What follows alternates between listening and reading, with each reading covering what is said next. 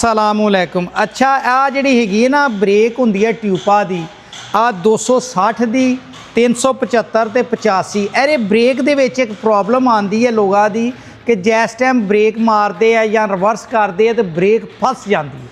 Break फस जाती है और फिर बाद चो अगे पिछे गड्डी हिलाते हैं तो फिर बास टाइम किते फ्री हो जाती है, फिर करी फस जाती है। वो एक फॉल्ट का असी हल किया होया और उहदी वजह नाल की हुंदा दो नुकसान हुंदे है। उहदी वजह नाल एक तो ब्रेक फसदी है और कईया दी आ जिहड़ी प्लेट है ना आ प्लेट इत्थों टुट जाती है। आ प्लेट जिहड़ी है ना इहदे विचों इत्थों नक्का टुट जाता है, वो टुट जाता प्लेट डैमेज हो जाती है।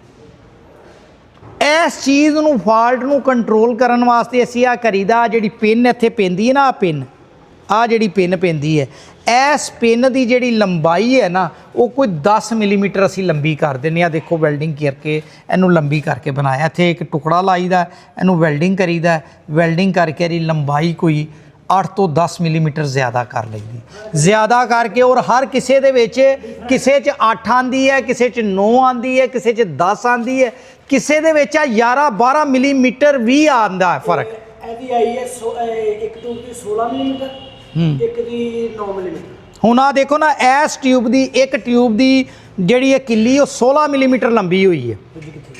आ देखो दूसरी है।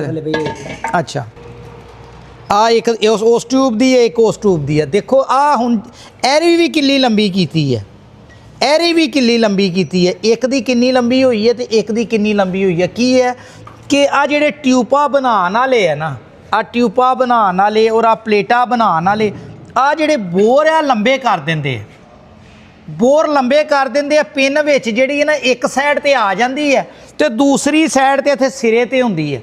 जिस टाइम अगला ब्रेक मारदा तो सिरा तो टुट जाता तो प्लेट भी ज़ाया हो जाती है। प्लेट आ सलीम साहब किन्ने दी है?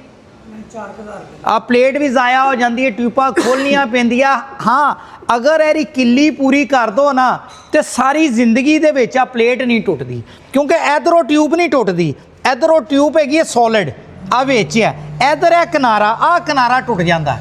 असी की करने हुण आ देखो ना आ 16 मिलीमीटर लंबी कीती है, आ 8 के 9 मिलीमीटर लंबी कीती है। हुण असी आ किल्ली इहदे विच रखनी है लंबी करके और इहदे उत्ते ट्यूब आ रख ट्यूब की प्लेट रखनी। इधर पा लो ना आ देखो आ हुण छोटी उस ट्यूब की किल्ली इधर पान लगे हैं।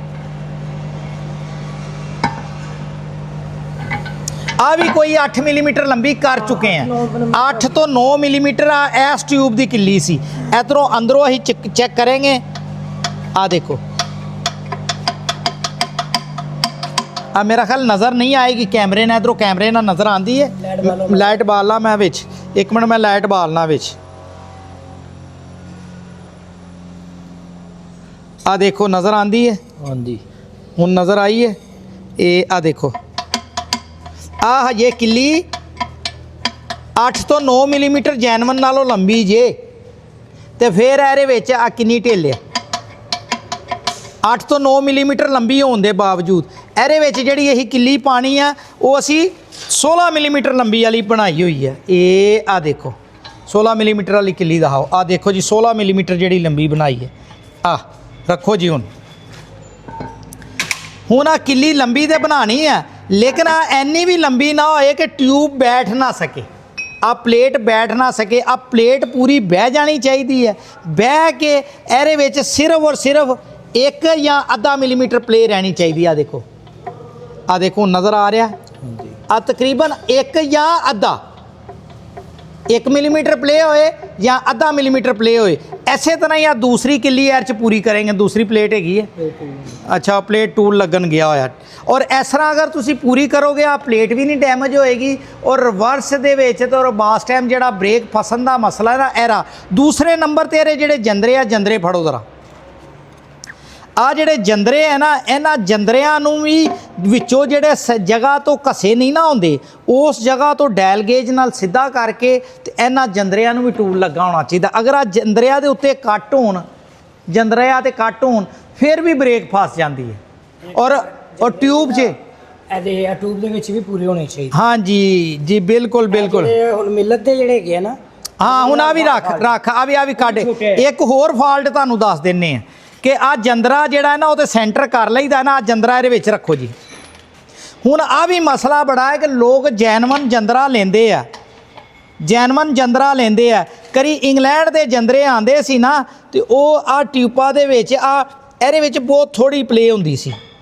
ਆ ਦੇਖੋ ਇਹ 'ਚ ਕਿੰਨੀ ਕੁ ਪਲੇ ਹੈ, ਇਹਦੇ ਵਿੱਚ ਤਕਰੀਬਨ ਥੋੜੀ ਪਲੇ ਹੈ, 1 ਮਿਲੀਮੀਟਰ ਹੈਗੀ ਹੈ। ਜਦਕਿ ਕਈ ਮਾਰਕੀਟ ਦੇ ਵਿੱਚ ਐਸੇ ਜੰਦਰੇ ਆ ਉਹਨਾਂ ਦੇ ਵਿੱਚ ਆ ਪਲੇ ਕਿੰਨੇ ਮਿਲੀਮੀਟਰ ਹੁੰਦੀ ਹੈ ਜੀ। ਇਹ ਟਿਊਬ ਦੇ ਵਿੱਚ 5 ਤੋਂ 6 ਮਿਲੀਮੀਟਰ ਢਿੱਲਾ ਹੋਏਗਾ ਤਾਂ ਸੈਂਟਰ ਕਿਸ ਤਰ੍ਹਾਂ ਬ੍ਰੇਕ ਲਾਏਗਾ। 375 ਦਾ ਜੰਦਰਾ ਪਿਆ ਉਹ ਪਾਵਰ ਵਿੱਚ। ਚਲੋ ਲਿਆਓ ਜੀ, ਕਿੱਥੇ ਅੱਗੇ ਵਾਲੇ ਦਾ 265 ਵਾਲਾ ਕਿੱਥੇ